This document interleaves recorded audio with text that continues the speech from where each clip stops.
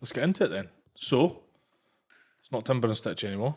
It is. Sorry, it's Timber and Stitch now. It's not Adventures anymore. No, that still exists, mine. But if you want to rent a van, you can look up Adventures. But that's not you anymore. It's not me, no. So this is quite a good one because, Kate, as it says to you and for people listening, we first worked together 10, 11 years ago. We started working together in a bike shop in Edinburgh. Yeah.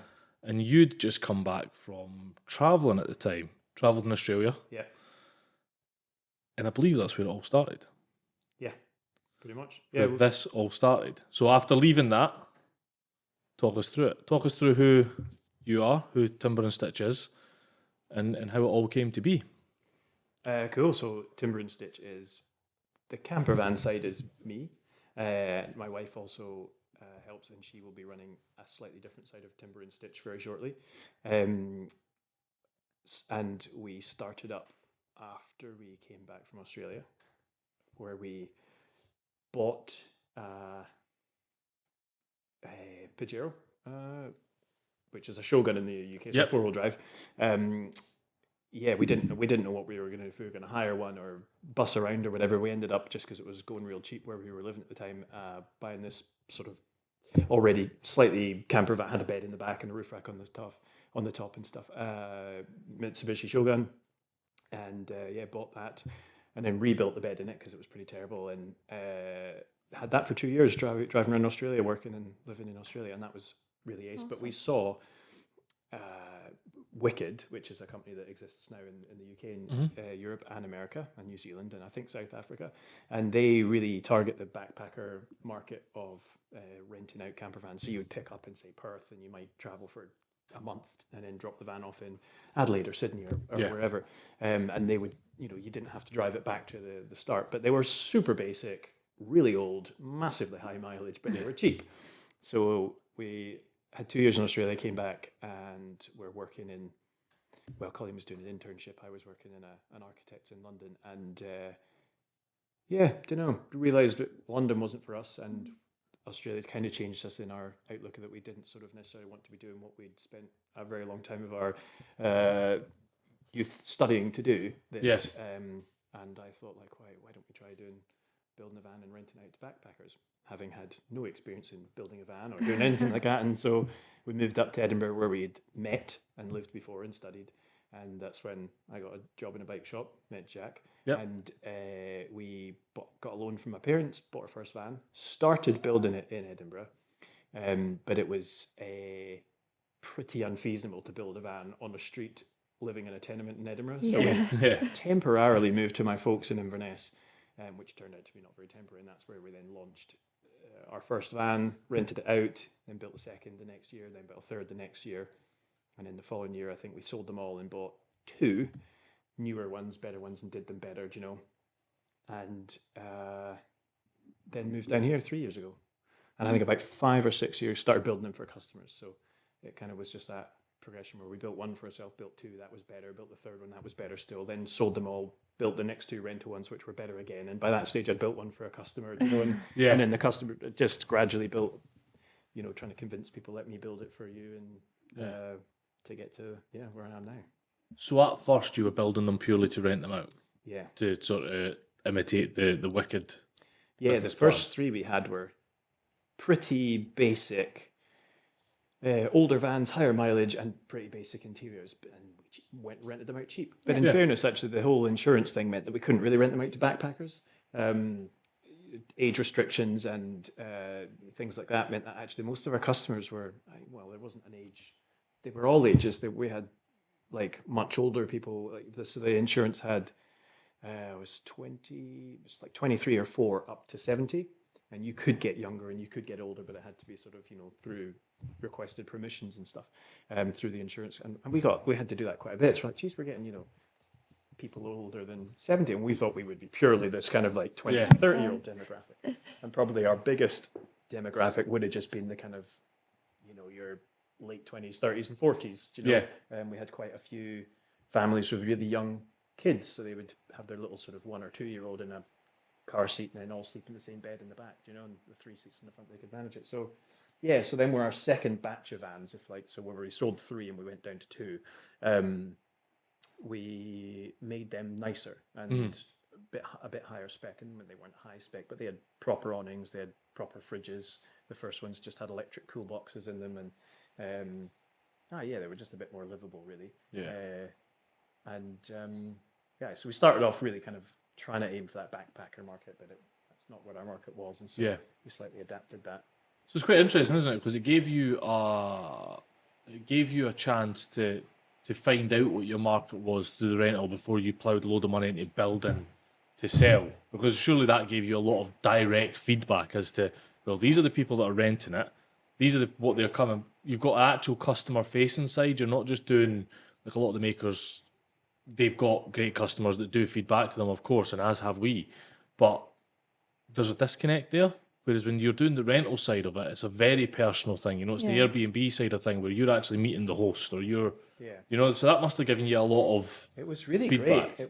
It was really great, and it's, you know, it does sort of on some hands, you know, suck not having it, the rental side of the business now, because they complemented each other, you know, and getting, you know, it was very interesting for people who were looking to buy a van. They could, you know, our second batch of vans, so our more recent ones, the ones that you can still rent, in fact, had I don't want to say it's that unusual a layout, because I don't want to sort of sound big-headed. It's like totally unique, but it is a bit different. And then the kitchen is kind of huge, in that most camper vans or motorhomes or whatever have a pretty small kitchen area. And our vans, the worktop went in an L shape, sort of right the way behind the passenger seats, and then pretty much right the way down the end of that van. So it was a huge worktop space. It wasn't necessarily all kitchen though, because that's really useful just to place things on, you know. So and then the opposite was that it was an L-shaped seat, so it was like a double L layout. And I don't know why we went with that, but we did go with that, and it just worked really well. And the customers would come back and go, you know, you might look at it at first and go, that's a lot of workspace. You know, we could do with a double height wardrobe and all this kind of stuff. And part of it was because a lot of camper vans, we can maybe get into this later because I studied architecture, so I maybe look at things slightly differently. But a lot of camper vans and motorhomes, it's all overhead cupboards and it's big wardrobes, and you're kind of walking down this little corridor down the middle of the van. And this, because everything was kind of low and there was no overhead cupboards and stuff, was quite just quite spacious. There was quite a lot of air basically in it.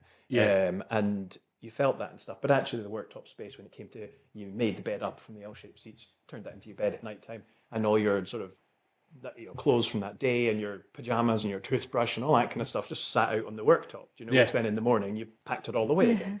And it worked really well. So then a heck of a lot of the majority of vans I've built for customers have been that layout, because it's worked really, really well with them. Now I don't have the rental vans for them to sort of road test that idea, do you know, so you're having to sell it to them. And so having the rentals was a way of selling it to them without having to really sell it to them. Do you know what I mean? So it is a good side to it, but it is quite a time consuming sort of part as well, which is sort of why we, you know. Of managing the rentals is time consuming. And, I can only imagine. Can I interrupt? Is it worth moving that mic? I'm just about to move that mic round, Let's move that mic round. Because I'm hearing half the conversation. I've basically made an arse of setting it up. Right, back to it. So where were we? So you it is one thing that I have noticed in yours. You've got that double L shape, and yes, you're right. It does look like a lot of like counter space. But the backside to that is the most vans have got that sort of 1 foot square that you can actually stand in, and you can like flop into bed or flop into a seat. Well, people get, I think, maybe obsessed, just too strong a word, but focused on storage and space. So they're like, I need to take all this stuff. So you'll have overhead cupboards down sort of both sides, and you'll have just every sort of bit of storage and stuff in there, and possibly a shower and whatnot. And you end up with this kind of pretty narrow little walkway down the middle and stuff. And if you've ever been into like a motorhome or a caravan with particularly, I think, the overhead cupboards, you sort of can feel really like, this is pretty weird, it really sort of encroaches on you. And so I studied architecture at uni, and that's very much a study of space. I think maybe people just think it's like, well, I mean, it can be a lot of things, but it's, you're quite you're quite aware of, and I think a lot of people probably go into a building, say like a really nice architectural building, go, oh, it's very cool. And if they're not an architect, they won't know why it's cool. Yeah. They'll just think it's really cool. And a lot of it is to do with is how, like a space, you know, if you go into, say, someone's nice home and they've got like a double height living room or something, do you know, with a pitched ceiling, this is lovely, do you know, and they might think it's because of all the glass and the view out, but it's actually just the sort of volume of space compared to just a 2.4 square ceiling or something. And so coming at camper vans from that, like it's a pretty small space. It's not a house. It's not a, you know, museum or something like that. And I can't change the heights or whatever. It's a pretty fixed Can't space. put a pitched roof on top of it. Yeah, you know, but you can sort of go, actually, there's some things which make it maybe feel nicer inside. So seeing how much floor you've got is a big one. If you see more floor space, that kind of makes it feel a bit bigger. And I think not stuff around your head and stuff like that. So yeah, the double L just ended up actually working really well because it felt a lot bigger, and that allowed you to take away the overhead storage space because you'd created more storage on there. Well, I argue, yeah, possibly. But I mean, I think one of the things with more storage is more storage and you'll fill it with more Yes, that's stuff. very true. Do you know, if you've got the space, let's say you packed your bags for a trip and you went into the van, you're like, geez, got loads of space. I'll take that thing and the other thing, and you probably won't use any of it, do you know? I think by restricting that space, like the whole point in, hopefully at least a camper van, is it's not a motorhome. Motorhome has home in it, and so they have ovens and microwaves and televisions and everything of your home comforts. And you know, we would really notice when we'd go away, you'd go to a campsite, and all the people in your camper vans and tents, you know, would be outside, say, having a drink, watching the sunset out on the beach and stuff. And the people in the motorhomes would be watching Saturday night TV, Very true. eating a lasagna that they'd baked in the oven of their motorhome. Do you know, they were just living as they did in their home, in their motor. And it's not the same experience. no, it's totally different. Like I've never fitted a TV, and I won't fit a TV in a van. There's something, trying to make it sort of stripped back and simple, but a bit more glamorous than camping. Or it's, you know, it's on wheels and stuff. And the storage thing I think comes into that. By having less storage, you're potentially taking less stuff. So you're trying to just keep it a bit more of like a simplistic kind of vibe. I get that. So do you think the attraction to you, and certainly with the Pajero stroke Shogun, was in the fact that it was that sort of simplistic vibe, that like outside watching the stars at night, that lifestyle, as it were? And I'll use lifestyle carefully, and we'll talk about it in a bit, the whole sort of hashtag van life thing. Do you think it was more the lifestyle of it, or the fact that it was built in vans, that attracted you to it? Oh, definitely both. Right. Yeah, I, up until that point, hadn't really built much.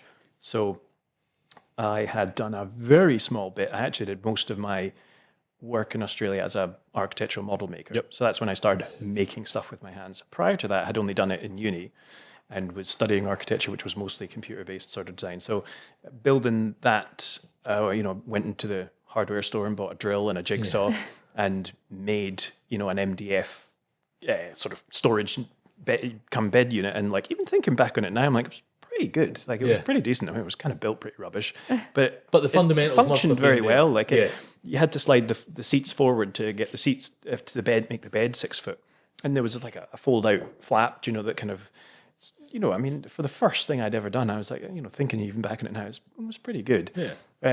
So that was quite an attraction that I really enjoyed, actually making that. Nice. And then, like I say, I further realised that I really liked making stuff through then model making later on in Australia.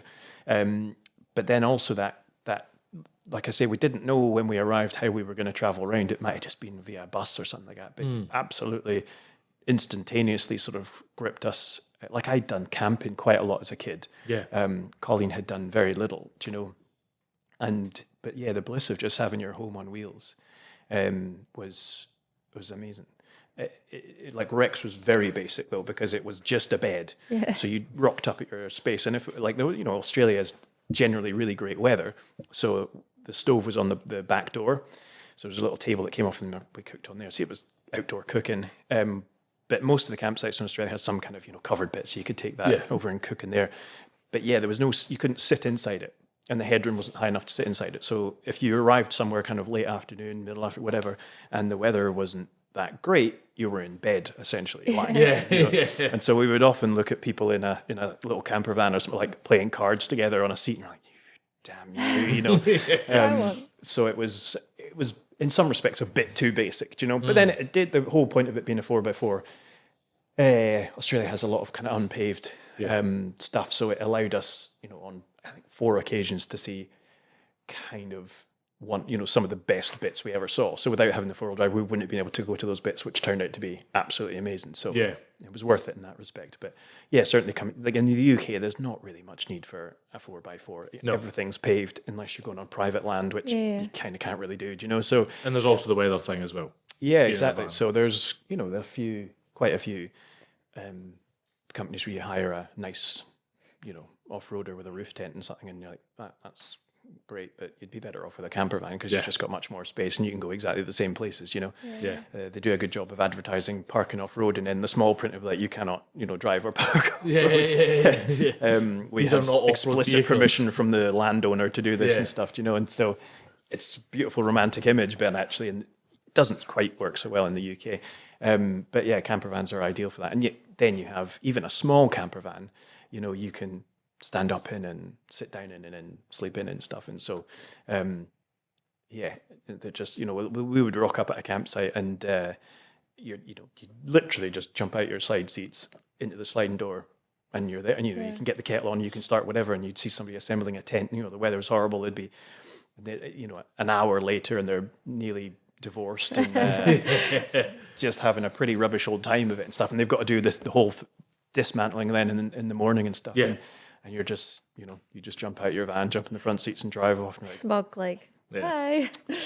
Well, it's a pretty amazing way of living. So yeah, both things basically attracted us to it, that we were then like, okay, we like making things and we like living, maybe not living in a van, but certainly experiencing having the ability to take weekends out and stuff like that. So I think one thing that I definitely do want to cover here, because certainly with Instagram being as prominent as it is and us all being on it, like the whole hashtag van life thing's blown up, and especially over lockdown, everyone's been doing it, and we talked about it at the start, and I kind of want you to go back over it. You started way before any of that. You started before any of us knew what furlough meant, put it that way, or before what an actual lockdown was, or before hashtag van life was really a thing, certainly in the UK anyway, to build vans. I remember when you were first telling me about it, I was like, that's really cool, like people can actually do that. And now it's almost common knowledge that people do vans, and certainly through lockdown there's probably been a number of companies that have set up and flopped in that time, but you've been going since the start. So talk to us a bit about what you were talking about off camera, about how it all started for you, because building vans on YouTube, you couldn't just search that on YouTube back then, could you? No, I mean, I definitely did search stuff. YouTube existed. It was 2014 we started building the first van, so that'll be coming up for 10 years, next year, which is pretty cool, actually. Probably should have some kind of 10-year anniversary party. So maybe I'll do a 10-year anniversary special edition. And special edition van, raffle it off. That'd be the one. Yeah. There was YouTube, but there just wasn't much YouTube stuff for camper vanning. So we bought a CD-ROM of an old boy on eBay who documented him building his own van, and a book that was all black and white, horrible grainy pictures of another guy that built his own van, and started that way. But it was a heck of a learning curve. I think maybe even just like websites back then, trying to, like water, for example, the water systems in a van, trying to find the right components that worked with other components to get a functioning water system that didn't leak. Actually took quite a long time. Do you know, like I have a load of parts now in a system that I just sort of go to and use. But it wasn't as simple as just like, there's quite a number of different sizes of waste pipe of freshwater pipe, and so you'd end up getting, bits and going, this doesn't fit with this. What am I supposed to do? And that became quite troublesome then when I had, customer van to try and get out, and you'd left these bits till pretty late. You kind of just assumed they would, go together or whatever, and you were a bit scuppered, So, it's been a heck of a learning thing, and I think that's a lot easier now. There's, there's massive YouTube channels of people that have built vans who break things down with an entire shopping list with Amazon links or whatever, there's guys making more money telling you how to build a van than they are building the van, through the YouTube thing. That's another, I get quite bitter, about, there's people that are making a very good living out there who have only built one van, documented it, and maybe now selling all sorts of books and YouTube videos and stuff off the back of that, and you're like, and it's a bit, I'm always trying to sort of increase my followers on sort of Instagram and stuff, because followers, if 1 in 1,000 is a potential customer, and the more I have, the more it's the current source of advertising, in this day and age, and I'm aware of that fact, but I'm not a very social media person, I am probably slightly... a skill in itself, though. It is a skill in itself, and we often talk about this, don't we, with other makers, and even just between Kate and I. It's like you put so much pressure on that follower thing, and you're like, well, why do I care? But then when you put it into respect to what you have, like maybe 1 in 1,000 as a customer, you're like, that's why I care. And I didn't take, like, when I don't know when I first got Instagram. It wasn't when I started. It was when I did a Cooper, our first van of our second batch of rental vans. That must have been 4 years in. So I didn't have Instagram for the first 4 years, which I wish I had, because I would have absolutely exploded, But even in those early days, I was posting a picture every, 2 weeks, and a rubbish picture, of just like the building stage. But it would, it would get hundreds of likes, and I only had hundreds of followers. And now I have nearly 2,000 followers, but I'm lucky if I get 100 likes. The whole that whole landscape has changed. Whereas if I'd have put a little more time and effort into it, then I could have probably grown it a lot quicker. And been good advice to give someone else is just do it if you can. Just do it. I know it takes. Just do it, and it does take. And we're trying to obviously build our YouTube side of things, because you're so focused on building, like. Yeah, you just want to be a builder, but the flip side is that some other sort of folks, and this is for all industries, this isn't just sort of camper van building, but somebody can be doing something for a pretty long time and built up a lot of skills or trained in it or whatever, and then somebody comes along and through luck, through great photos, whatever it is, not that I'm trying to say they're not necessarily skillful or whatever, but I'll certainly see a lot of stuff going, that's a pretty terrible way of doing that, but people will copy it and follow it, and so there is an element of sort of frustration that comes with that, where you're like, there's a real world of people making a good living off of YouTube videos they're not experts in their field, and the experts get left behind. This spreads into then like completely non-makery stuff, No, but it is true though, and I think makers often, it is something that we should talk about, because a lot of makers kind of fall foul of that feeling of, oh well, if I'd just spent as long doing it on Facebook and Instagram and YouTube and all that, but then would your vans be as good as they are? And especially the fact that you've had the rental business as well. It's all well and good somebody putting a YouTube channel out and saying, this is how I built a van, but what's important about Timber and Stitch is you started building your own vans to rent them. So it might have been an easy way to build that or a good way to build that, but after X rentals, you've firsthand been able to see, does that stand the test of time? Is that still working? Has it split? Has it, there's a whole other, and it's exactly why we're trying to do these long form conversations, is to kind of get people from the outside to appreciate there's a whole other world of experience there. Just because you're not posting it on YouTube to say like, I build it this way and this is how you should do it, doesn't mean you don't know. Like, in often cases, it's because you're actually just really into the building of it. It's like filming anything takes an inordinate amount of time. I don't want to really have a YouTube channel. Listen, I can't even say YouTube. That's how old school I am. Like, I don't want to invest my time in editing videos and stuff like that. I do just want to build, but I need to have customers to build vans, do you know? So you're kind of like, oh, geez, do I need to do something that's, you know, whether that be, like, I don't know whether I'm going to have to go down the route of TikTok at some point, but Don't do it. I don't know if I could. It's quick content. You don't really have to edit it too much. Yeah. Like It you is said. quick content, but it's quick content that gets noticed, isn't it? And, Yeah, and there's a place for everything, of course there is. But it's the is it worthwhile content? Yeah. You know, I read something really scary the other day that the average attention span on social media is 5.5 seconds. And that's mental. Can you imagine in 5.5 seconds if we're like, right, 5.5 seconds, tell me how you build a van. Yeah. You're like, well, van, done. Yeah, I know. And it's... Have you ever thought about doing something longer form though? Doing a wee documentary or getting someone in to help you do a documentary on a build or maybe a build on a cool trip, something like that?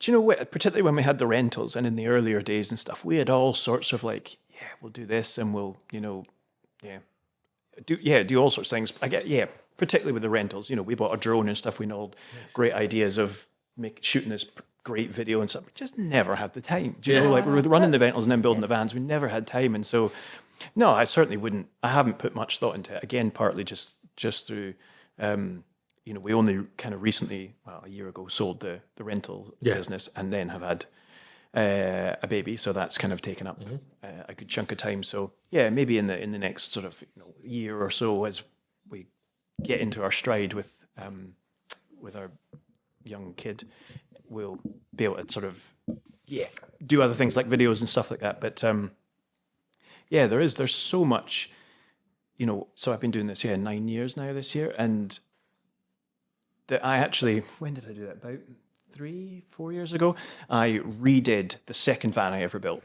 So Matilda was our second rental van, and we ran her for 2 or 3 seasons or something, and then sold them all and redid our rental vans. And we sold them to a couple in Aberdeen, or sold Matilda, to a couple in Aberdeen, and they had her for about a year or so. And then the guy was like 6'2", and the bed went widthways across a transit, so it was only like a 1.75 bed. So they're like, we'd like to remodel it. Fetal position, and put the bed forward, you know. And I was like, great, no worries. And it suffered from the walls were pretty mouldy. I was like, look, right, that's, you know, my lack of experience at the time of insulating it. So I'll for kind of free, if you like, redo the insulation in the walls. And then, you know, the customers paid for the remodeling of the kind of interior. And we did that. And, you know, breaking it apart, I was like, goodness me, you know, I was amazed at just how sort of shocking it was. Like, you know, just just that. Really? I mean, some things were better than I thought, but other things you were just like, the things that you learned, you know, like, you know, some people over the years have kind of, you know, when they're chatting to me about like, so you don't do any training for that, and I'm like, no, it's just sort of through experience. And they, I don't know, maybe quite surprised or shocked at that, because, you know, most people do some kind of training or apprenticeship, and certainly I think if you did some apprenticeship in it. Now there are you know, jobs working for motorhome builders or something, but they are kind of kit motorhome builders. You can't. If you're doing a kind of, you know, self build kind of style camper van, you kind of really just have to just go at that, you know. Yeah. And it's like, yes, I might have come to some things quicker, but I think you also then just get, you know, I've you end up just doing something in the way that industry has done that thing for a long time, and they don't question it. And like, I see, we do a such and such, blah, blah, blah. And what's really good, I think, not just with me at all, but with lots of people in this self-build market, is they are kind of pushing the boundaries of like, how can I, instead of just doing something like this, how can I make it really cool, or you know, do something quite different? And and I don't think you would get that if you did sort of train in it. It just comes through years of practice, experience, experimenting. Things work, things don't work.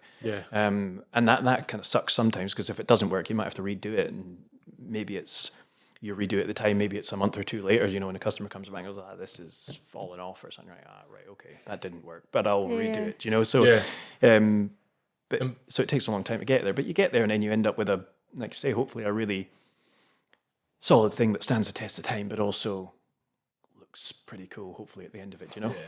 And by and large, how have customers been, you know, like that customer, for example, when you've been like, this is a growing business, this is something that there isn't really blueprints to do it. Amazing. Yeah. Yeah, just customers have been amazing, really amazing. And I get customers from all over the UK. Nice. Current one, Glasgow. Last one, Aviemore, actually, my first local one. Your first local one. Previous to that was Cardiff, and previous to that was Inverness. That was pretty local. I've done Luton, Manchester, so kind of all over. So how do they find you? Is it through Instagram or word of mouth, or what's it's all over the place. And some customers I sort of forget to ask, and some I do. But a lot of it with the rental vans came through that. A lot is through word of mouth, and a lot of that word of mouth ends up going. So one that worked really well was we built a van purely to sell a few years ago. We sold that to a really lovely couple. It was slightly delayed through COVID shenanigans. But they then had some friends who saw it and then wanted a van. Nice. And then their friend who lives, Switzerland's my furthest away customer. Wow. So he's a Welsh boy who's a painter out in Switzerland. So he came to me from Switzerland to get his van done. So selling that one van to this couple led to 2 other commissions and stuff. So word of mouth is a big one. This van actually is I did a van for his pal. So, and he found me through his pal up in Dingwall. So word of mouth is probably the biggest one. Instagram is getting bigger now. People finding me on that for sure. The website, I think, haven't launched my website yet. Coming soon. Yeah. As my Instagram said for a year, but it is coming soon. It is mostly built, actually. I just need to do a few bits and hit Push the launch the button. Yeah. It's always the hardest bit, launch. Yeah, I know. So, but just my Google page, landing page and stuff means that actually local people are finding me now and calling me up or emailing me just through the Google listing at least. And so that's way. But there's been, I think my most interesting one was the lady in Manchester who found me via, I'm trying to think if it was a radio show. I think it was a radio show where Kate Forbes, who at the time was not in the position she is now and not in the position she may well be in a few weeks' time as well, but she came to see us about chatting about business, what's it called? The free business advice you get in Scotland. Business Gateway. Business Gateway, yeah. So we'd got a bunch of stuff from just Business Gateway over the years, and Business Gateway had asked Kate if she wanted to visit a few people to discuss how good it had been and stuff like that. So she came to visit us, and I think a few weeks later she was on, I don't know, a radio show or something. She happened to mention us, and for some reason, good for you this lady advertising in there. Manchester was listening to said show with Kate Forbes on it, and then got in touch, and I was like, wow, that's random, like, because it was a Scottish, I think it might have been BBC Radio Scotland, or it was, I don't know, I can't remember what it was, but for this lady in Manchester to be listening to that thing and then that's crazy. Hear You it. just Just never goes to know show, opportunities. You just never know what's going to happen. You never know where they're going to come from. Yeah. Yeah, you're absolutely right. Never thought about radio advertising, really. I mean, you hear it on Spotify and things like that, don't you? But Yeah, you hear it on. Yeah, you get the intermittent ads on Spotify and stuff, but yeah, not so much. But that's awesome, and that's just a conversation that's turned into a sale, yeah. which So sounds like the majority of them is. they just come from all over the place, really. Yeah. So you never know. But a big part of it definitely is word of mouth. And what are customers doing? Are they bringing you their van, or are they going from scratch? You buying the van, and what does it look like? They buy the van. Right. That's pretty much how it started. I did for one customer buy the van for them, and it was a little stressful because they gave me a budget for the whole thing. Yeah. So I then had to work out what my proportion would be for labour, what the parts proportion would be, and what that left for a van, which wasn't very much, which bought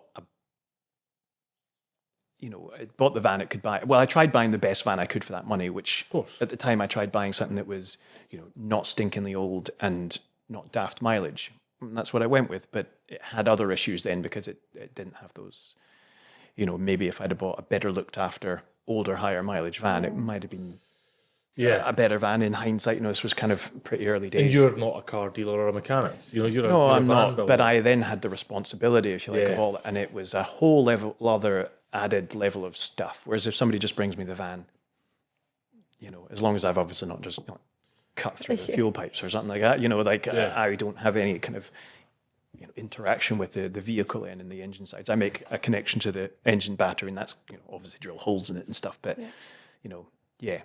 isolates me from then the van. Yeah. And then so the customer can then buy whatever they want, whether that's new or really old. Do you know? Yeah, and how, you know, they get to buy if they prefer Fords or transits, transporters, or, you know, it's totally up to them, isn't it? So it's just one whole added level that doesn't need to happen. Yeah, I am trying to, like, I offer a lot of advice on the vans because they all have pros and cons. Okay. Don't let anybody tell you, like, oh, you need to get this van, it's just the best. It might be for some things and it won't be for others. Yeah, cool. So that's going to, just suit different folks. So, yeah, I have a big discussion with that and then kind of leave it up to them. I mean, I might, based on their discussions, try and push them in a direction to go for something, you know.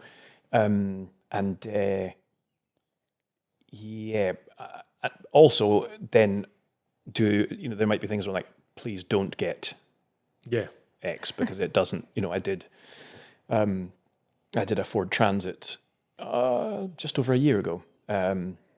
Lovely conversion, super great customers. They bought a Transit because they got a great deal on it. And look, it was a nice conversion, but it was pretty tricky to convert. Now, there's people out there that will just do Transits, you know, and they'll bash them. Like, love this van, it's a great van, and they only do Transits. That's great. But the way I have done vans in previous vans meant that a lot of things, the way I did them, just did not translate and were very difficult to do. And caused me quite a lot of headaches and stuff. So I'm kind of at a point now if somebody says, I'm just kind of learn more stuff that you hadn't planned, basically. It's quite interesting, isn't it? Because I think you're the first maker. I can't think of any others that we've spoke to. Kind of Struthers watches. They're working Rebecca within and a Craig volume. was saying that they take, you know, with a new watch, they'll always have sort of time to do to develop it and stuff That's like what I'm that. trying to But yeah, but almost every one of, obviously if you get two vans back to back or a customer wants double ups or whatever, but you're not working from a blank canvas. You're the volume you have is potentially changing every time. And there's lots of other, you know, camper van builders out there that will actually only do sprinters or only do boxers. And there's a very good argument for that because so not only do your interiors change in terms of the layouts and the way that you know, do the walls and ceiling or something, whatever, each van has completely different internal sort of structure. So the way in which you maybe did a curved wall ceiling interface is completely different on a Sprinter to a Boxer or to a Renault Master, whatever, like completely different. So you might be keeping with the same, let's say if I do a Renault Master, then the next build is a Citroen. I'm like, I'm doing exactly the same walls and ceiling, but that's totally different the way this vehicle is constructed, and I'll have to rethink how I do that bit. So I can completely understand why, many companies just go, we just do Sprinters, because then you can just nail the same kind of thing. And I don't do that. No. Do you think you ever would look at that, or do you like the freedom of, because you're coming out from more of an artistic, fun build than a commercialisation problem solving. of No, I don't think I will. So I am saying to people like, no Ford Transits. Look, Ford, it's a great van, but as the way I do the camper vans, it's a bit more troublesome. Right. But the sort of, there's basically each van manufacturer, except, there's a lot of, like most manufacturers make, it's just a rebadged. For a lot of same bodies, isn't it? 2 or 3 or 4 vans. So there's actually maybe only sort of 3/4 kind of, main ones to go for, and so, I don't really, apart from, like I say, that Ford and smaller vans, they are difficult. A lot of folks will just think, a little, I did just a, it was the NV200 you done, the little Nissan, I seen that. But that also, was a really nice conversion. No, it was, and just over a year ago, just under a year ago, finished it in May last year. It was a little Citroen Berlingo. Oh, wow. Non-pop top, long wheelbase. Lovely wee conversion. Not easy. Not easy at all. No. It's essentially, that is a car with a kind of van body and stripped out seats, and so it's not really designed to be ply lined and stuff. So the interior structure of the van doesn't have the kind of points that you would just, be able to mount battens in a wall to or whatever. So you have to get super problem solve. You're trying to, make it work. And so time that you might save on the fact that, the bits of walling on that van were like, geez. One sheet of ply for less both than 1 sides. meter square. I mean, Yeah. it's tiny. And in a big long wheelbase Citroen that I'm working on at the moment, you could have, I don't know, like just on one wall, 10 times that or something. That's probably too much, but a lot more. A number of sheets of ply, yeah. But the speed at which you're able to mount it, is kind of the same. So they can cost much less or less in materials, but the time can be almost the same, and so then you're quoting for a job and people are like, that's quite expensive because it's a tiny van. You're like, just because it's tiny. And also them working in it. I mean, I nearly killed myself working in that Berlingo. You're not a short guy either. Yeah. You're at least 6 foot-ish. Yeah, You must be heights for me, at least a little bit more maybe. I was 6 foot. I might be slightly shrinking. But Since the Berlingo build. I mean, literally just, back issues, knee issues, all sorts of things, just because you're constantly on your knees and kind of lying down. And it's just really quite tough. Yeah. But then there's obviously like your transporter size vans, which is a really obviously super common van to be doing. I've only done a few of those, and certainly not out of, not wanting to do them or anything. That's just I tend to just do the bigger ones and stuff. But no, I'm quite kind of happy to entertain any van as long as the customer wants something creative and interesting inside. Because if they don't, there's better people out there to do it that'll do it quicker and cheaper than I will. Do you know? So I don't know. I might start pulling in the range a little bit through time, but. And what would be your go-to if you were to pull in the range? What vans do you think are really worth pursuing as camper conversions? If we're talking big ones, I mean, the three would be, or four now. So Mercedes used to be the same as Volkswagens. They were based off the same sort of chassis, but now they're different.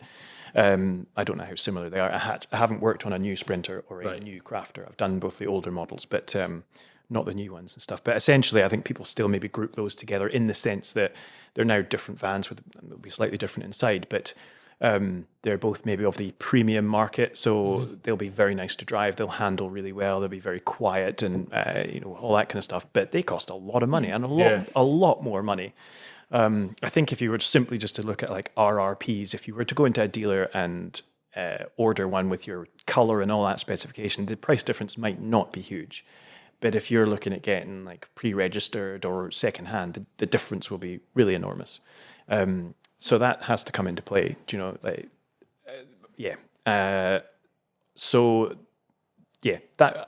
That's a great van if you've got the money. Definitely go for a Sprinter or Crafter. Yeah. For the better value, Peugeot, Boxer, Citroen, Relay, Fiat Ducatos, what I'm working on just now. A great van. They're all the same chassis. Yeah. And its big perk is it's really wide, basically. So you can have a 6 foot bed going across the way. Ah, okay. And that's its kind of main selling point. That's a major selling point, though. It must be from designing inside. Yes, but it depends. If you're doing a custom, luckily, if you're doing a commission build, you might be doing a build for some customers who are 5'4", and they don't need a big bed. So then you can go to a smaller van, still have sleeping across the ways, but it's fine. Then they've potentially then got issues of resellability down the line or whatever. But I mean, loads of folk do Sprinters with beds across or whatever van with a bed across, and you just have to deal with it. It's a shorter bed. It's a camper van. It's compromised, and you might just have to sleep slightly angled or whatever. Do you know? But yes, you can get away with a slightly bigger bed in one of these guys. They're a bit square. The downsides to them, I'd say, is they're just maybe the least good van to drive, and the sort of ergonomics of the driving position is possibly the worst. And then the other van, which has been my favourite, which I'm a total underdog for supporting this one, is the Renault Master / Vauxhall Movano. Done loads of those, and they're just cracking. Good price. Handle well, drive well. Just really, but it's not 6 foot in the back like the Sprinters and the Crafters and stuff like that. But it's also probably the least desirable. Part of that's brand snobbery. If you have a Vauxhall Movano, people are just like, a Vauxhall, wouldn't touch a Vauxhall. It's just a rebadged Renault. Would you have a Renault? Probably. Yeah. Literally, like you pull anything off the wheel hubs and it's got a Renault stamp on the back. Like it's made on the Renault. It's the same thing. Yeah. Was actually now it's a Vauxhall because they've been bought over by Stellantis, whatever they're called now. Right. The Peugeot group. So actually, the newest ones are exactly the same as the Citroen. Oh, okay. So they've just moved to another chassis. Yeah. So actually, yeah, you've got to be a bit difficult when you're. Is there not a big Nissan as well? That's the same It's as the same that? as the Renaults. Yeah. So the Renault used to be, They're quite, you don't see a lot rebadged of them though. as Nissans. No, far fewer. And same with Fiats or the Ducatos in the same chassis. And you'll see loads of those as motorhomes, but very few as vans. Just how the companies decide to market them or something, I guess, I don't know. But yeah, so they all have their pros and cons. I mean, at the end of the day, kind of your desirability or what the market sees as desirable afterwards can be quite, if you've got to think, I might have it for X amount of years and then want to sell it, and if you've got just a better chance of getting good money for it when it's a, Citroen Relay Peugeot box or whatever with a nice wide back, and that's kind of, because a huge proportion of motorhomes are built on this chassis, people sort of associate then, that that chassis with being a good camper van or whatever, do you know? And there's a lot of factory spec ones that come out on the Fiat chassis, certainly, that I've seen, Yeah, so that kind of carries well for doing a self-build in that van, and same for the Sprinters and Crafters, less so as motorhomes, but people just associate that with a quality, brand of vehicle. Yeah. So they're well made and all that kind of stuff. And what do you think attracts people to getting something off yourself rather than that off-shelf Fiat Ducato camper build? Well, definitely just the bespoke nature of it, I guess some of it's people want a layout that they haven't really been able to see. Most of it, I would say, is an aesthetic thing that they just like a little bit more of a crafted kind of look compared to, a factory-built motorhomes. Until fairly recently, I would say, have all looked exactly the same. And they use the same kind of materials, same lightweight plywood with a fake wood veneer on it or whatever, that's kind of starting to change now, and some motorhomes are coming out with some pretty cool interiors, Right. But yeah, I would say generally it's an aesthetic choice that they want something different, but they might also want, a lot of the vans I've done have been quite colourful, Right. And you couldn't get that in a motorhome, so it's they want something that kind of looks to their tastes, really, Yeah. and then that being able to customize the layout. So a lot of them have a reasonable requirement for, I did one years ago, which the guy was a really keen wild swimmer, so we wanted a locker that you can hang his wetsuit up in nice. that would That's drip cool. dry, and kind of put it aside. And I think I had a heater vent into that room, do you know what I mean? So it could help dry that wetsuit out. Bikes is quite a big one, we have a garage for bikes, and you then just have to build everything in a certain way. Ride the bikes. Yeah, basically around the bikes. What else? Oh, yeah, one for a tandem, but it wasn't in a garage. So part of the seat was removable. So it was a double L like my rental vans, but part of that L in the seating could be removed, and there was a bike mount underneath the seat, attached to the floor, and a fork mount, and the tandem went Nice. right the way down the middle and stuff. So they couldn't buy a van like that. No. So yeah, custom kind of tweaks like that. Quirky bits. Yeah. Yeah, it's kind of it's interesting, isn't it? Because it's tailoring a van to what the person does, but not just from a layout and a cool design point of view, like you talking about there. You put a heater in it and a drip tray, and they're things that necessarily wouldn't be possible without sit down discussions with you and really briefing the van out. Yeah. So how does it? We've touched the sort of various points about various aspects of the build, but how does it sort of look start to finish when someone's heard about you and approaches you? So, well, I mean, they'll get in touch usually via email, ask when I've got spaces and stuff, and at times that's been pretty long, and immediately people will be like, I need something for the next couple of months. Yeah. Like, yeah, it's not happening for a couple of years, That's A couple of years. yeah, well, not so much now, but through COVID, it was Long wait time. I was 18 months Nice. for a lot of lockdown. But it's only me, so it takes me 3 months to build a van. So you're only talking, depending on the other things going on, a year, 4 or 5 a year. Do you know what I mean? So doesn't necessarily take a huge amount to be booked up for quite some time, you know.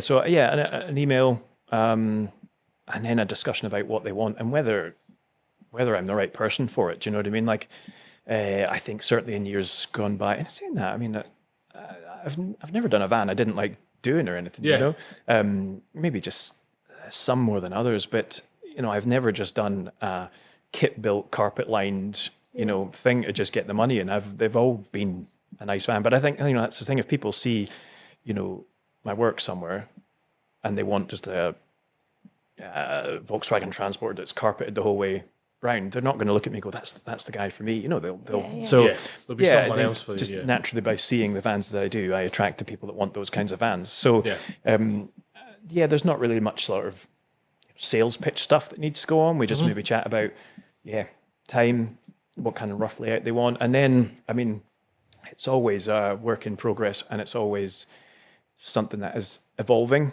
and I'm sort of trying to smooth out and get better at this process, really, of discussing what they, because you know, I'm working on this van, and I might have 2 or 3 customers down the line who are also wanting to discuss. So your mind's trying to go in like several places at several stages, and trying to just manage all that in your head and stuff, and and there's a lot to cover. You know, it's not just layout, because there's lots of companies out there that will maybe do 2 or 3 layouts, and you kind of just pick one, and you get some options of colors and handles and stuff like that. But kind of generally, it's pretty much the same thing. I don't know. Others might be a very fixed way of how they do visually the look, but you get to choose the layout and you work on that and stuff. I'm definitely a bit more looser on all those things and stuff. So there's quite a lot of going through, you know, how the overall aesthetics kind of things are going to be, how the layout's going to be, what van it's going to be in, you know, all sorts of things. So there's quite a lot of discussions, which will be phone and email and SketchUp models, back and forth. And so you use a little bit of CAD as well to sort of visualize that for customers. Do you think that helps? Yeah, definitely. I'd like to get. I mean, I studied architecture and worked in CAD for a long time, and worked out of it then for such a long time. I don't even know if I could. SketchUp's pretty easy, but I'd like to get better at that and kind of start getting some rendering packages, and so that you can apply material, and kind of colors. I've just kept them very, gray, kind of. Basic things, but at least you get to visualize the layout and that kind of thing and stuff. And what about setting up that layout? Have you ever sort of scanned a van and then CAD'd it in? You ever looked at anything like that? No, just build it, rack it out, batten it out, and go for there. Yeah, I've, I pretty much have till this point. The SketchUp work that I've done has been pretty basic, just to block out and kind of show the customer the layout, really. And so instead of building a cabinet in all the separate pieces, I'll just extrude a rectangle, and then it's for me to figure out how the spacing and the drawers work and all that kind of stuff as I'm building. And I've very much done that as I've built. And I think that's one of the reasons I worked, or I liked working in models and then worked as a model maker after uni rather than the architecture, because I liked or was able to see better things when I was physically making them. Okay, rather than trying to visualize it and put it into... I guess you'd spend more time thinking about it rather than just doing that sort of thing. Some people are very good at putting their thoughts then, I don't know, straight onto paper or straight into a CAD design or something like that. And I mean, a lot of architects will just design in CAD and it'll be great, but I always liked making something in 3 dimensions. So when that came to the vans, a lot of the things I didn't know I was doing until I was actually, battening out the wall and putting the wall cladding on or something. I was like, ooh, this would be pretty cool if I did this, and just tried it. And I hadn't drawn it out in SketchUp. I hadn't, done any of that kind of stuff. And that's kind of where I've got to where I am now. This van I'm treating a little bit differently. I am the downside to that is you can end up then creating maybe a bit of doing something where I could have just designed that bit out, that not that it would have necessarily made something much better or much worse, but maybe it would have just made it more efficient to make. or you would have ended up with slightly less of an awkward thing that you had to kind of, make tidy or look nice, aesthetically pleasing in a way that, say, took a bit more time. And so, I'm kind of doing this van in a bit of two halves, getting it to a certain stage where I can then take measurements from really accurately, to then much more build the cabinetry and bed and stuff like that in SketchUp, which I can then sort of almost explode as a kit of parts, Nice. with the hopeful aim of just maybe ironing out some of those bits that when I'm, because if you build something physically and you're like, I could have done that, you're like, I built it now, I'm going to have to like unscrew the entire thing, just trim off that bit, whereas if I build it in SketchUp and then kind of explode it, I can, it's much easier to just, use the push-pull button on schedule rather than having to dismantle something and knock 10 mil off it. So, I'm gonna try and get a bit more into that for this van and going forward and stuff. But it's just a complete, the whole thing is a learning game. You'll never stop learning. You'll never stop innovating and changing things up. And and arguably, as soon as you finish and nail one chassis and you're like, got that 100%, they'll change it next year, won't they? So, I think this one is due for a remodel. It's been out for some time. Yeah. So no doubt. So if you got the SketchUp plans and stuff, would you ever look in at offer a timber and stitch kit to people? Just a product line? I don't think so, because I think a couple of reasons. One is that there's the only things you could probably really do as a kit would be like, kitchen units and stuff. Yeah. Which there's just billions of companies out there that already do CAD kits and stuff like that. So I don't know if I could offer anything that would be terrifically unique to the market. And then, the other thing is how you prepare your walls and think like, so for example, one of the reasons I really like the Renault Master Vauxhall Movano is because the seats, front passenger seats, don't protrude at all into the cargo space. Yeah. So you can build, if you're building a kitchen unit across those back seats, it can be a complete rectangle and just slide straight in with a Sprinter. And actually a Sprinter is massive, or the Citroen Relays, you've actually got to sort of allow for, notching out the seat coming back into it. So you've got a much more complex sort of shape. Or, as I've seen some people do, you still make it rectangular, but it sits way far forward and you just kind of lose this space at the bottom. And same with if you ever see people that make a bulkhead, because they don't want the ugly steel one in. It sort of comes out into the cab before, it looks, I think, a little bit clumsy. Forgotten our train of thought where I'm going with that now. I was just asking about the product line, and rightfully explaining why you wouldn't. So I could basically, that translates then to the walls. Sometimes I've done vans where my units all have a sort of curved back to them, or there's awkward bits in vans where there's sometimes this bit of structure that protrudes out, and so you've got to take a notch out of the unit or whatever. I've done things differently in this van where I've actually sort of built them out so that the two sides are parallel now, so that I do just build a box and stuff. But I don't know, if I did a kit, you'd have to be like, okay, I've made this rectangular, so you will need to build the van in a certain way.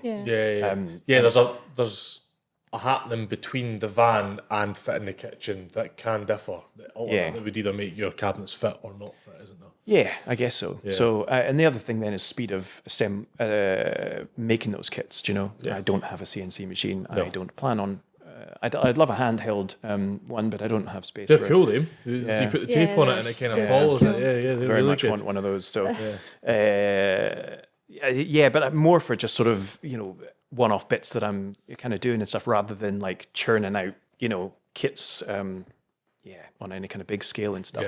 That's certainly not really anything I'm looking at. And what about, do you ever have people come in and ask you if they can build the van with you, or courses or anything like that? Has that ever come up? So courses is something we are going to look at. Because Bart from Free Ranger Canoes does really well at it. And he really enjoys it, which is the important bit. Well, there's so many people now, building their own vans and wanting to build their own vans that I think if you could offer some advice in certain areas and make sure you offer it in certainly don't offer it in certain other areas and stuff, Yeah. which might be a bit more risque, shall we say. But, geez, yeah, you learn so much. So even just in like what insulation to use, this, and this, rather than spending, hours online or years building several vans to figure out what you feel works best and what doesn't work best, geez, people could get so much out of a course. In saying that, though, I don't know, could they get that out of a YouTube series of videos? Quite possibly. An experience. But yeah, people like still It's the going to courses, experience side of that it, yeah. hands-on and personal things. So yeah, that's something I think we're actually going to look at for sure. That'd be really cool. And Even if it's just like certain aspects, it doesn't have to be like the full Yeah. thing. Just like I think tips and tricks the here and design, there. even though, like a lot of customers come to me with a preconceived design of what they think they want. Yeah. And something like, one guy came to me thinking he wanted a Volkswagen Transporter with a rock and roll bed and a pop top and all this kind of stuff. And he ended up then with a much bigger Vauxhall Movano with a non-pop top and a non-fit roll, because he just sort of went with what things he'd seen, and what he thought worked well for him. I had another customer that wanted a particular layout of a van that they'd hired in New Zealand, traveling around and stuff. I didn't end up building a van for this customer, but they, I was sort of going, well, look, basically that was the only van that they'd ever tried, and they felt that it worked for them, and I was like, here's why I think you could do a better layout. So just having a course on the layouts and the advantages and disadvantages and things like I was chatting at the start in terms of space, like people just go, need lots of storage space, so I need to put this in, and they don't then necessarily know that the repercussions are that how that space then feels, which might get a bit kind of like, ooh, artsy or hip, spiritual or something, totally. the space, man. But I think that's a really important factor as to how you feel inside it. And it also feels like it's where you, above most others, could provide a lot of worth, not only with your previous experience as an architect and understanding space and layouts and stuff from an academic and bigger scale point of view, but purely based on how long you've been doing it and the amount of vans you've spent time in. Yeah. Whether it's time in building it or time in using them. I haven't actually added them up recently, but I think I'm definitely over 30 vans, That's cool. which is You quite a taking lot. pictures all of them? I'm terrifically awful at taking pictures. should I probably be. have taken a picture at least once of I'm all of them. thinking like You get a you should- reminder on your phone every day. a board in your workshop, What- just all your pictures. A van drives off down. I'm like, damn it, pictures. And I'm trying to chase the customers up there. And I'm like, this is my livelihood. Where I'm trying to sell myself on the images of what the van I've done, and I've just done a horrific job of. But that last week of getting a van ready, is Stressful. kind of manic. Yeah. It's one of the reasons I'm trying to do this van a little differently, where I've built it to this point a little. I mean, very little differently, but kind of, and then designing it out to try and make sure that I, maybe, pull out as much of the sort of small, because something you write this list out, geez, I've got to, add that little bit of trim on there, and then add that little piece there that, you see underneath there. And they take an hour or two each time, so they just add up to like weeks worth of work. So you think you're finished, and actually you've got, a couple of weeks left. So trying to build out a little bit of that so that the end process isn't quite as stressful. Right. Particularly with the wee baby along now. I'm back sharpish and stuff to, can't Well, be it makes doing total those sense. late doesn't nights it? and That's stuff all now. time you can have back for young Emily. Yeah. Every couple of hours you can shave off. You're also, time the back. last thing you want to do is customers trying to arrange to come up, and you're like, oh, need another week, need another 2 weeks, and then it's also, if you take an extra week, 2, 3 to build a van, that's your bottom line at the end of the day. Because I do a sort of fixed price, so the longer I take, the less I'm earning. So it's all about trying to just make it work better as being someone that's self-employed. Yeah. And how have you found doing that as a fixed price? Have you ever went drastically over? How have you managed that from a business point of view? So that would involve logging your hours pretty accurately, which I don't do. Nobody So does. there's No room one for does. improvement. You'd scare yourself if you did. Photographing the vans, which is a really big part of it. Yeah, like I said, you're just too busy, and you're literally, you hoovering and sweeping up stuff and screwing on a few wee bits literally as the customer arrives, and then taking photos. You're just, that's escaped you. And then logging hours. Yeah, it's so easy to just come in here and just start working. And there's also, there's other. That you're driving to get materials, you're working on the computer, you're ordering stuff. There's other bits you're like, oh, do I include that? Well, I mean, I do include it. It's all part for the van, but it's Yeah. yeah. Anyway, trying to log my hours better for this van to have an idea, but yeah, certainly. I mean, just from a general scale of like, how many months it's taken you kind of win some and you lose some. Do you know but yeah, generally, I don't ever want to be someone that works on like an hourly price and be like, it'll cost what it costs in hours, and then somebody gets the bill and it's twice as much as they might have thought it had been. Do you know what I mean? So I'd rather work to a fixed price and just get it done on time. And the pressure's on you at that point to just do it right and do it on time. Yeah, which is just another focus on trying to do what you do well so that you can do it well and as a high standard, which then gets tricky when you're trying out new things on each build, because you're like, it's taken way longer than I hoped it would, but you just kind of suck those things up because you're like, I wanted to test this thing out, or the customer really wanted it, do you know what I mean? And they got something that they really liked at the end of it, and okay, it took more time. I think it's good that you still do that because it keeps your mind ticking. I mean, yeah, and it's something I think a lot of makers do fall foul of, is just trying to get the daily run-ins running super smooth. Yeah, but if you were innovating, for any maker that years ago, actually in Australia, I worked for a guy making picture frames, and at first I thought, that's great. Make these well, it was just a fact. Even though they were made of all reclaimed wood, you were just on one station doing 45-degree miters all day, or stapling all day, or something. And it was just then, that's just taking all the kind of creativity, say, out of it. So I think any maker of any kind would there's always going to be innovating and using different materials and doing custom work or whatever at the expense of money, basically, their own time or materials, because it keeps that's what they do it for. Otherwise you probably are just like a factory worker, rather than a crafts person. Absolutely, And what about experimenting with some of the things that maybe the normal van wouldn't allow you to do? Do you set time within your year to do that, or do you just kind of wait for the right van to come up and pull that idea out the sketchbook? Yeah, some of it's there'll be things I'll see or things I will think about, and I might see them in an architectural sense and go, I wonder if you could do something similar to that now in a house, or I might see in a van and go, I could make something like that, but could I do it in a different material or make it better? I can't remember, the window reveals that I'm doing in this van. I've done on quite a lot of vans now. I can't remember where I saw that. Did I see it on a van? Did I see it in I built an architecture house or something like that. But I'm not trying to say that I was the originator of it and it's completely original. I saw it, or a pretty close version of it somewhere, And for those, I just said to the customer, look, I'd quite like to do these. Are you happy with that? And they're like, yeah, grand. Now, the first one took me, 2 days to make one window. I'm like, wow, cost effective. That's pretty bad. But, and that's then, quite a signature thing for you now, you do. Yeah, do exactly. quite a lot of them, now it's become a signature thing. And I did on a van, not that long ago, where I, instead of just doing that on like the kind of 2 windows, I did it on the doors as well. So in most camper vans, Jaxson, so it's just delivery, pal.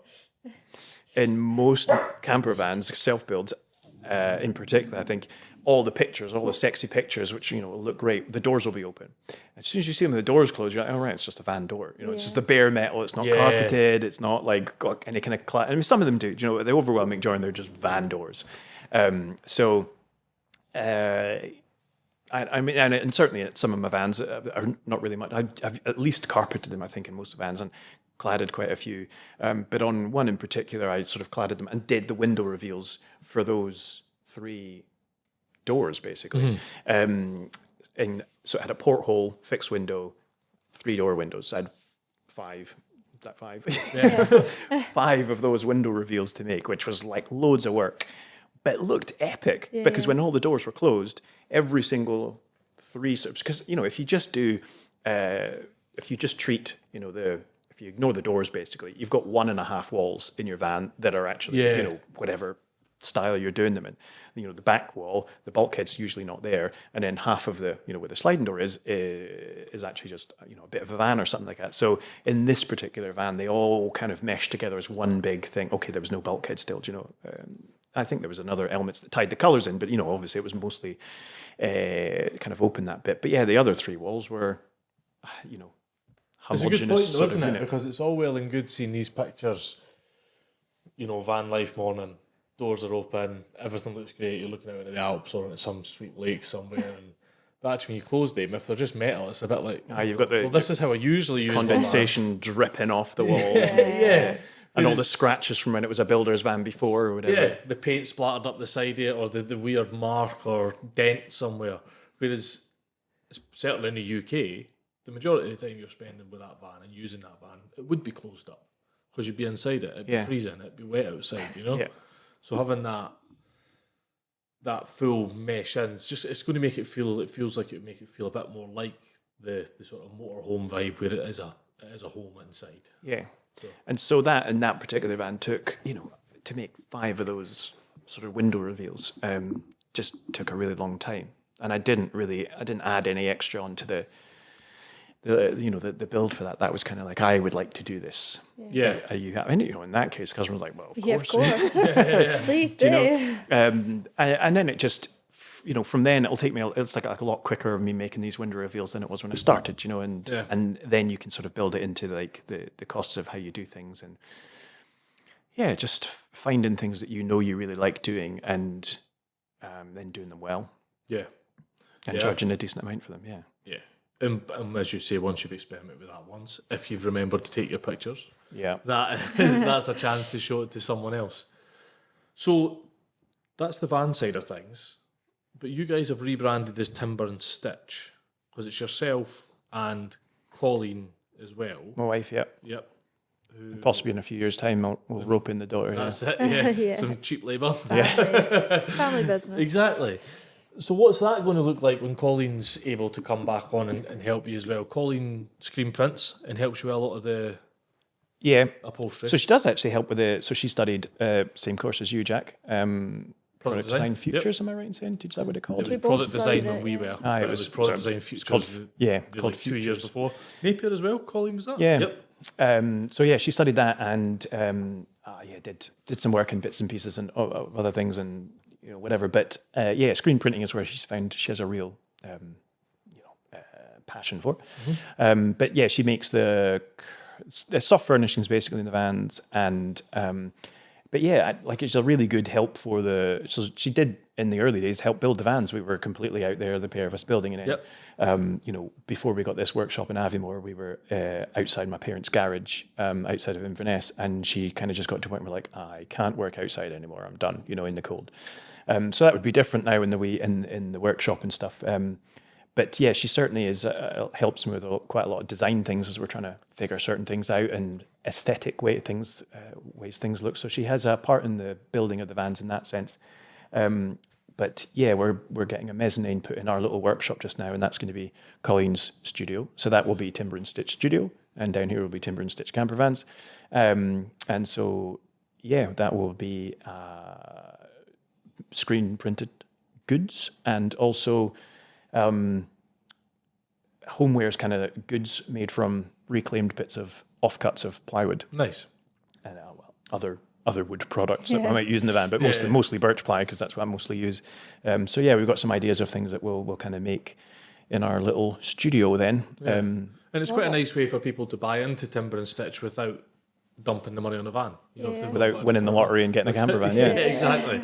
Yeah. Yeah, hopefully. And then we'll be able to put some Timber and Stitch things into, some of the kind of homeware things into the vans.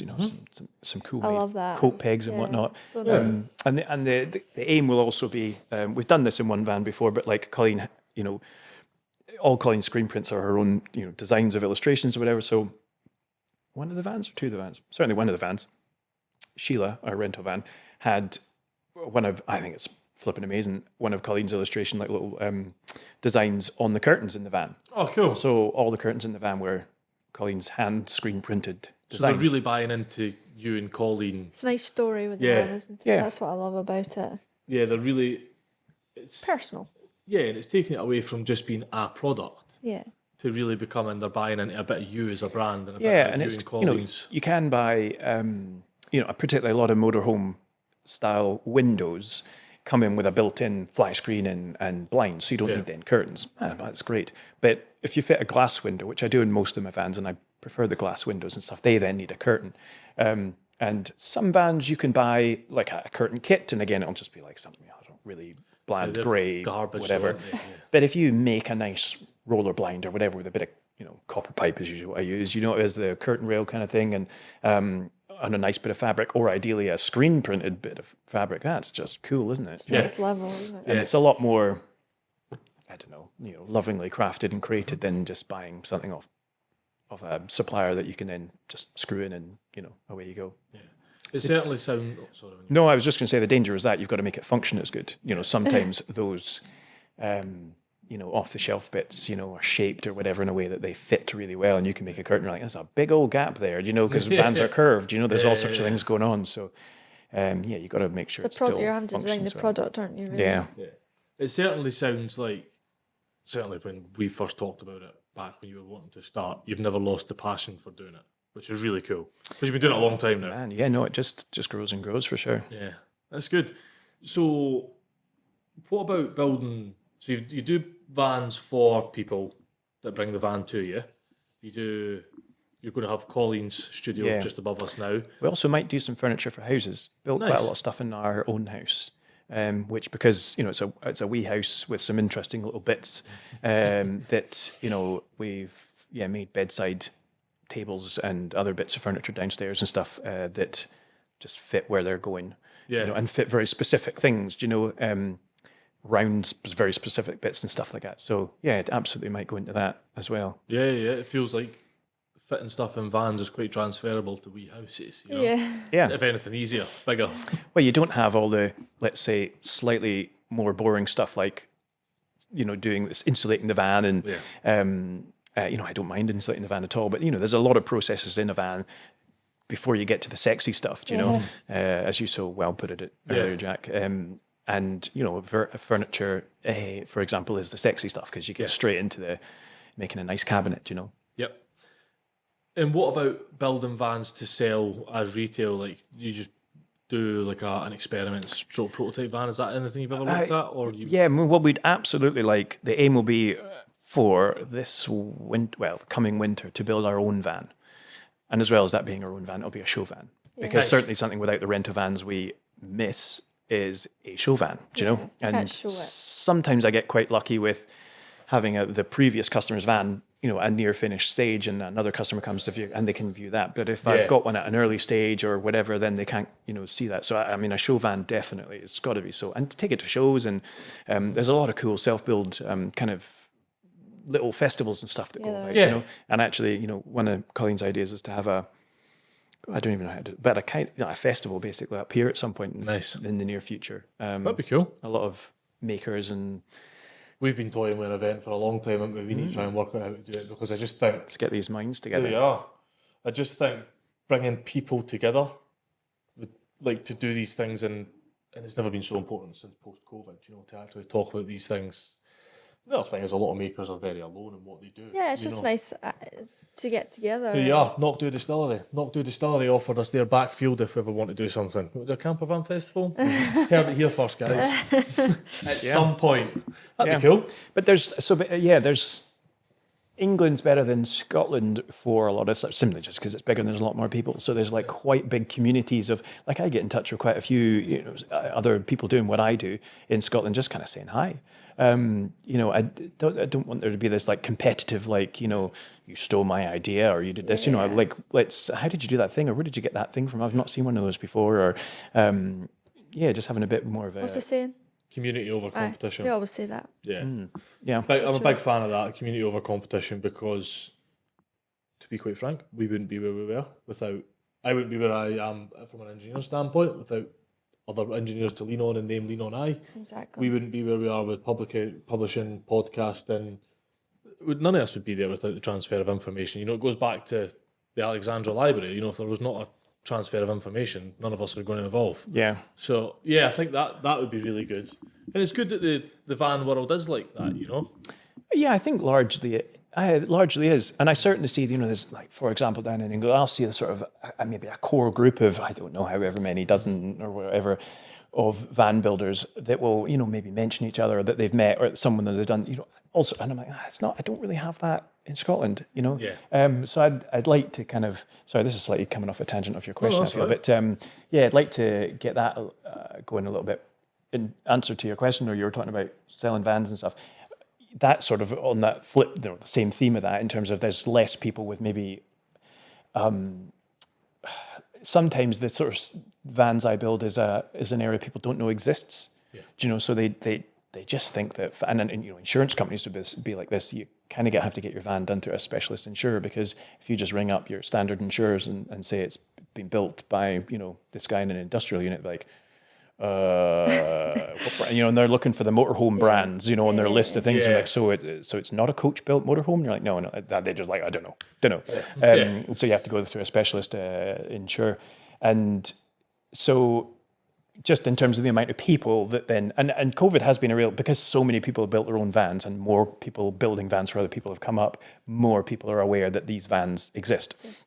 So that does help. But in the past, we've built a couple of vans to sell, and we've not had a terrific amount of luck selling them. Part of that was because the way that we'd built them was maybe through a quiet, like winter basically, or we're trying to sell them through winter when the demand is really low. We're in the Highlands of Scotland. The range of people within a, say, drivable distance is much lower. And another thing, we built them on Renault Masters, which may have been, in hindsight now, chassis that people actually, rightly or wrongly, didn't necessarily want, because they felt they wanted these other ones. Didn't perceive that as the Sprinter or the Volkswagen. Yeah, or these relays which they see everywhere in the motorhome world. So we certainly would build them in the future for sale. We are going to, in fact, after this one, build one which we are intending to raffle off. Cool. So that's quite a new thing for us, and that is, we'll just test the water, see how that goes. It's a little bit in response to just the way of the world at the moment, and everything's just kind of going crazy in money, and your demographic, would that be the right word, for customers kind of shrinks because everything's gone up so much. You're needing to find wealthier and wealthier people, which eliminates a lot of people. So we are going to give that. Feels like if that stuck and done well, I see so many adverts for like raffle supercars or raffle. Yeah, houses is a big one. Win a raffle houses, £4 million massive mansion for and you have to heat it. Win it for like 99 pence, and then you go on and it's like buy 1,000 raffle tickets or something like that, and it's all advertised as 99 pence a ticket. But that feels like that'd be cool. I'd enter that. Yeah, we're going to give it a go. I have a bit of a sort of conscience battle with it, of how it changes your perception of that company. Or if it changes that perception of your company, rather than just doing these kind of one-off bespoke ones, doing vans for sale or vans for raffle. Does it change? Because I don't know. Do you think it changes your perception? No, but I know where you're coming from. I'm the same. If you're doing a giveaway or just like, it's a bit naff. I don't think it changes my perception. No. But we know you and we know your story and we know what you do. Yeah, I think hopefully you just need to, I don't know, tread it people carefully. People are interested will do it for sure. It's just, The thing is, you're not starting out as a raffle van company. Yeah. You've got nearly 10 years experience of building shit hot vans. Yeah, and one of the nice things about doing it, and it would be the same if you were building one to sell, is no, it's probably even different. If you built one to sell, for example, you could have complete creative freedom and do whatever the van you wanted to, but then you've got to find someone that has your vision, that's how they wanted it to look. But with something that you're raffling off, someone's going to win it. They kind of arguably don't care what it looks like. No. If they win a camper van at the end, they don't care that it's got, a different color, something that they didn't want, or, it's rustic charm instead of modern whatever, or Scandi instead of rustic, they'll just, so you can really do kind of maybe whatever you want. Yeah. And someone's going to win it. So as long as you sell the raffle tickets, you'll get, the money that you hope to get for it, and everyone's a winner. Yeah. So it's got quite a lot of... I won this van. It was £100 for a ticket or whatever. I won this van. But honestly, I've won this van, but I don't like the door handles that are on it. Yeah. Do you know what I mean? It's a bit like, come on. It's exactly. As you say, everyone's a winner, like for the price point that they would be able to get it at. And for a lot of, I think that would do really well, because for a lot of people, certainly like for us, we'd love a van. Like, see, if we're doing stuff like this, it'd be wicked to have a van. Oh We man, did talk about your you just transit, need a didn't van. you? Yeah, did talk about the transit. But And it never was get always it. the transit. It's just too small. Yeah. So if I'm going to do it, I need to do It is just they are a bit small. Bit small. in We've all taken a fairness. blow up bed, haven't we? taking a blow up bed in transit, and that was Yeah. that was for Stuart May's 30th And And when I- we went golf club in Essex. to meet your mum up north, was it? We When was we that? slept in a car park and they slept in the hotel. Oh, And we woke up, it was just midges everywhere, and we're like, this is horrible. yeah, van life. yeah. But and that was still cool. Yeah, but it yeah, was. we talked about it. It's because you can, which is cool. Like, you could. Was it you that sent me someone that had like an office set up in the back? Kate was looking at like a podcast type studio in the van. Yeah, I was like, on the that- go, you know, Yeah. if we couldn't get into the spaces, it'd be cool to just have the van. To Oh, do. loads of. I mean, yeah, digital nomads now would be, your hashtag digital nomad, hashtag van life, kind of thing. And it's something I would like to do probably quite a lot of. You know, Colleen and I, prior to building the mezzanine in our workshop, had a big van, Luton body van, that we were going to make Colleen's studio / our camper van, and it would also be a mobile studio, so we could take it round and do screen printing courses and stuff in the Nice. the islands and highlands and whatever. Decided against that for a few reasons, but doing like I say, I've done quite a lot of vans which have an area for a specific use. I've not really done any that are say like a mobile office or a mobile studio for a maker or something like that. But I'd flipping love to do that. Yeah. I'd love like a, inside you could have like a podcast and you have to have our neon light in the back. Yeah, so totally. that'd be Yeah, so cool. I see a good few of them on Yeah. on Instagram and stuff like that. They I feel like this podcast is about to be the most expensive podcast we've ever done. If Kate's like, so fans, how you know what I mean? Thing is, so we travel like, I mean, if you go into Europe with a van, like that would be pretty cool, but you couldn't exactly go to America. So And that goes back to the motorhome versus van thing as well, isn't it? Yeah. A van's just you drive a van anywhere. A courier can drive a van everywhere. You just happen to have a living space in the back of it. Yeah. And brilliant, you can get a lot more creative, I think, with somebody like myself to rather than a motorhome to make fold up bits of furniture and removable bits if you didn't need something when you were going away and you could make a bit more space or whatever. But I've certainly done even though they've not been like dedicated like office vans or something like that. People have worked away in my van. One specifically, and he didn't necessarily work in the van, but he worked. Is luckily retired now, but he worked at sites all around Scotland, and they required him to stay in some kind of hotel or bed and breakfast. And in a lot of cases in the north of Scotland, the accommodation isn't very great because it sells out, so they don't have to do much to it. There's such demand for stuff around the Highlands, and it's not cheap. Now it would be paid through his work, most of it and stuff, but a lot of the time it was maybe pretty far away and all that kind of stuff. And in the sort of final year and a bit of between his, him getting his van and then retiring, he would keep messaging the amount of nights he'd spent in the van, and most of it was through work. Yeah. That he was able to have a nice, warm, comfortable, dry, his own space. Yeah. That he could drive to, and then park up next to. And that was cool. But yeah, other people have done bits and pieces of work in their vans and stuff. But yeah, I mean, there's so much scope for when you're custom doing it, make it a half work, half play Absolutely. camper van, office Usable thing. space. Yeah, absolutely. And you said there that you kind of kept in touch with that customer. Do you keep in touch with many of your customers? Do you get a lot of feedback, testimonial? Yeah, I would say I keep in touch with all of them to a degree. Wow. A lot of it is questions about how something works that they have forgotten. Sometimes it's because something is broken. That happens. Yep. All sorts of things. An upgrade, change of something. Recently, customers. It got really cold in the Highlands here a few months back, and inside the van, the water froze, and there was water in the tap so he hadn't opened the tap to let it, the expansion of the water go out. So it just burst the tap. So I replaced the tap and stuff. So.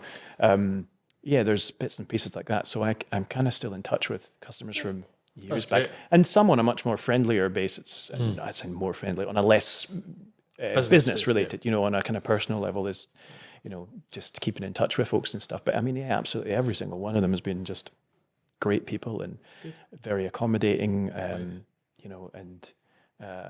that's just really nice to not feel you know, certain pressures and stuff. I had a lot of months off last year for not being terribly well at one point, and you know, sorry, your van's not going to be ready for, you know, I don't know when. And they were like, it's fine. Understandable. Yeah, that's great. That is great, and that's a sign of someone I think that's built, you know, a good business around them, that people are willing to wait, and that you're just a personable person. You know, that people are willing to wait, and they totally understand that you're not trying to hoodwink them and stuff. Yeah. So we've talked loads about the vans and your business. Is there anything you want to cover? Not that I can think of. Yeah. Good. Kate, you've usually got a wicked question. Yeah, what advice would you give your younger self? Oh man, that is a very good question, and probably far too much. I know it comes to the end of the conversation. Like, I think if I could just pick one, and I don't know if this would be my top one, but it's one that maybe comes to mind. And somebody on Instagram posted this is a question, I don't know, a year or two ago to his sort of community of followers and stuff. What would it be? And I put planning, and I'm not always the best at you know, putting this into practice myself, but it's very, very easy to get. And you know, if I see self builds on Instagram, you know, because I follow the hashtag campervan conversion, so that just puts up anything where people have put that in beach photos and whatnot. It'll just come up on my feed, and I'm like, that's not a campervan conversion. But you know, you get a whole then mix of, you know, kind of really professional builds, kind of more motorhomey style builds, and self builds in that hashtag. And so when I see this sort of self build stuff, I'm like, yeah, you've just got too excited by wanting to get onto the good stuff. You've not finished the boring thing there, and then you're going to have a real problem with trying to finish that, you know. And so to try and do things in stages of how they need to be assembled can take you much longer than you want to get to the good stuff. But then you'll have a much better base and platform to get that good stuff. And, you know, they take a long time. You know, I think, what did I work out that, you know, the hours I, you know, certainly at least aimed to spend on a van, you know, it was like 300 hours or something. That's a lot of hours, and they probably take me more than that, in all fairness. But I see lots of people on, you know, doing self-bits. It took 1,000 hours. Now, if I did 1,000 hours at the hourly rate I aim to charge, it would be completely unfeasible to, you know. But that's the kind of, you know, if you're doing a self-build, but you could, you know, it can take people a year, and more than that, well more than that, to put in 1,000 hours of work at the weekends and evenings and stuff, you know. And you can trim that down by a lot if you actually just do the van in order, you know. As in not going back to do that really complicated thing. And just well, like if a house is being built, you know, there'll be the joiner who's building the kitchen won't come in until there's plasterboarded walls, and the electrician's come in, and he's, you know, and the electrician will come in maybe at several different stages, you know, and that's the way I'll do, you know, wiring will be, there's you know, one wiring through the van really quite early on. Well, this is how I do things now. And then you'll make an electric cabinet and hook everything up. And then obviously later on, you'll wire those into switches and, you know, add whatever. You're doing electrical work at quite a lot of stages of the van. I mean, back in the really early days, and certainly stuff I see, you know, someone will do it in a oneer and they're like, oh, they're having to drill holes through all their cabinets and run wires through. So it's not in walls, you know. And then if they ever need to move a cabinet, it's got wires running through it everywhere. And then, you know, so you want to do things at different stages, and sometimes is it 4 or 5 different stages through a build. So just you know, finishing insulation before you know, I see people start putting up a wall and a top bit of insulation's not done, and I'm like, just finish the insulation before you do walls, you know. It's going to hurt you later on. But it's very easy to, and doors are a really easy thing to miss because you've quite often got them open all the time, so you don't see the doors. Yeah, okay. And then towards the end of the build, you're like, damn, I need to do the doors, you know, line them, whatever's happening with them, you know. But, so yeah, take your time and plan it out. It doesn't have to be planned in terms of like, you know, how you're building the thing down to the tiniest detail, but sort of try and plan out, okay, I need to, you know, do the floor first, and then insulate the walls and put the walling up, and run in the wiring through the wall as I'm doing insulation, and before I put the timber cladding up, whatever that might be, and all those kinds of processes and stuff. So that, because it'll just save you so much time. And so much awkward little bits that you're like, I don't even know how I'm supposed to make that look good, because I don't know how I'm supposed to, you know, put a thing there because, you know, there's nothing to attach it to. Do you know, all that kind of stuff? You know, I've not got a fixing point. So then you're having to make some really awkward little thing, and then what you end up there is really flimsy and, you know, doesn't even look very good. So I was thinking exactly this when I was doing that back room the other day. There's certain back room areas as in the house. In the house, yeah. So we're renovating our house at the minute, and we're doing a back room, of insulated, chip rocked it all, and it's like, I wish I'd just thought about where I'm going to hang radiators or where I'm going to hang the TV and stuff, because I could have just put an extra batten in there when I was doing the stud work. Yeah. And it would have been there. Yeah. Whereas now it's like finding, it's either, luckily we've not got a plaster, so I can take the bit of plasterboard down and put a batten in, but had it all been plastered, it's like you need to then find the perfect fixings to hang that off of. You know, it just becomes a whole world. So you're absolutely right. Yeah. Good planning. A big one in a van for that is the diesel heater or whatever kind of heating or heater you're using. You know, there's so much stuff underneath the van, chassis members, big chunky girders and cables and wiring and electric and fuel pipes and all sorts of stuff. You can't just have the two. There's an inlet and an exhaust for the heaters coming out anywhere you want. You know, so you have to potentially plan your build and layout around where the heater can go. Do you know? Yeah. Which is bonkers. Yeah. Sometimes you get lucky, sometimes you don't, and you're like, oh my goodness, how am I gonna, in the middle of the floor, and it's halfway underneath cabinets that you've had to like retro cut a massive big hole out of just to move this heater over, and you're like, that's Nightmare. a mess, you know, and just taking you days of work or something, you know. So yeah, I mean that's all learning stuff, but you just planning. That's all part of your 10,000 hours, isn't it? Sounds Doing it good. again. Brilliant. Well, again, thanks so much for Thanks so much for coming up. It was wicked Nice to wee come up trip and see up. it. It was really good for me to finally see it, because, as I say, having remembered way back when you were talking about doing it, as I say, before COVID was a thing, before we knew what furlough meant, before van life was a hashtag, you were talking about doing this, and now, from all intents and purposes, from the outside, it looks like quite a successful van building company. Yeah, So well done. And I hope it is. yeah, I would say it is. Yeah. Great. Wicked. Let's wrap it up with that. Again, thanks so much for your time, Jack. Thank you Really guys. appreciate Yeah, it. thanks very much.